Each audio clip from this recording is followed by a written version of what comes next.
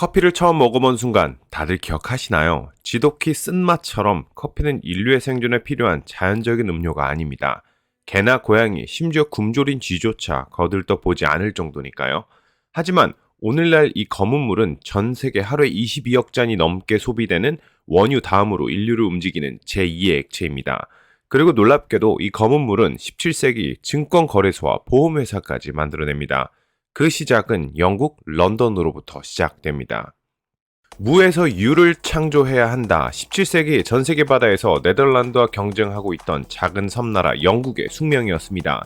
그리고 그 중심엔 조국의 숙명을 가슴에 품고 인도, 아프리카, 남북 아메리카, 심지어 중국에까지 진출하여 영국이 주도하는 상업주의 시대를 이끄는 상인들이 있었습니다.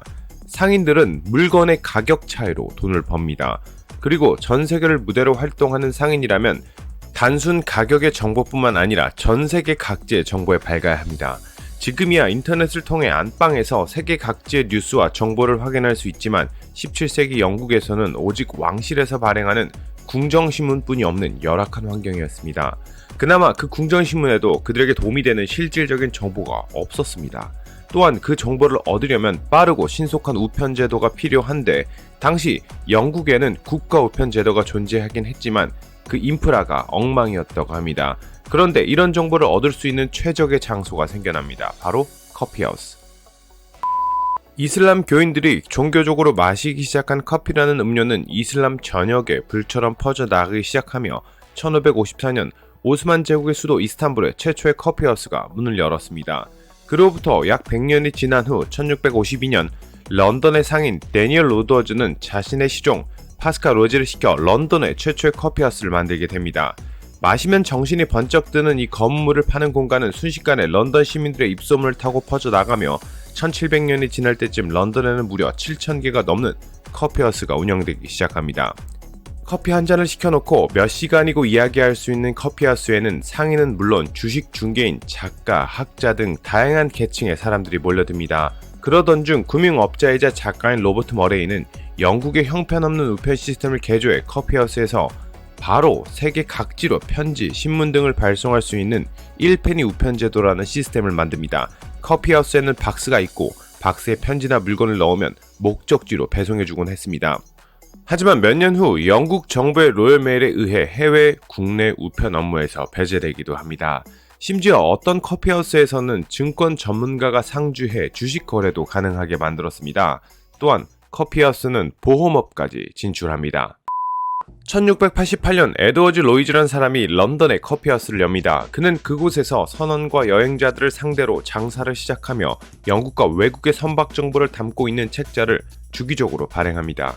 그 속에는 현재 영국에 입항한 배와 수화물 목록과 같은 정보가 담겨 있었다고 합니다.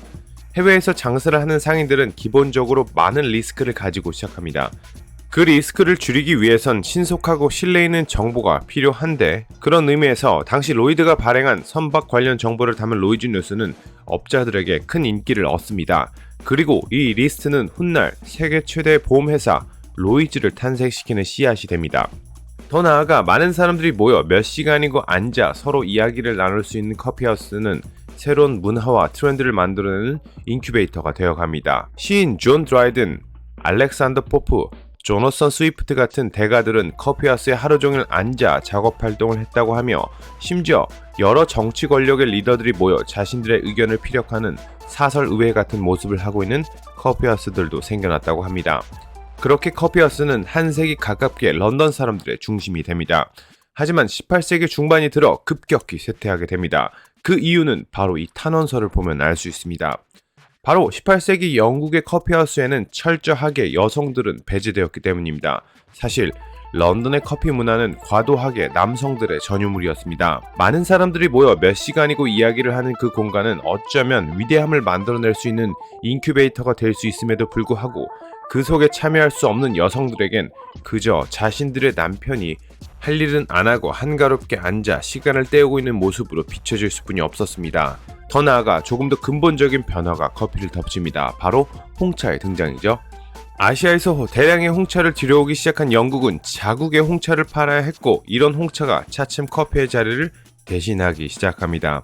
그렇게 여성들과 홍차라는 두 요인에 의해 영국의 커피 문화는 한동안 침체기를 맞습니다. 하지만 저 멀리 바다 건너 대륙에서 이 검은 물은 더욱더 거대한 혁명을 일으킵니다. 오늘도 이야기 들어주셔서 정말 감사합니다. 좋아요, 구독은 더 감사합니다.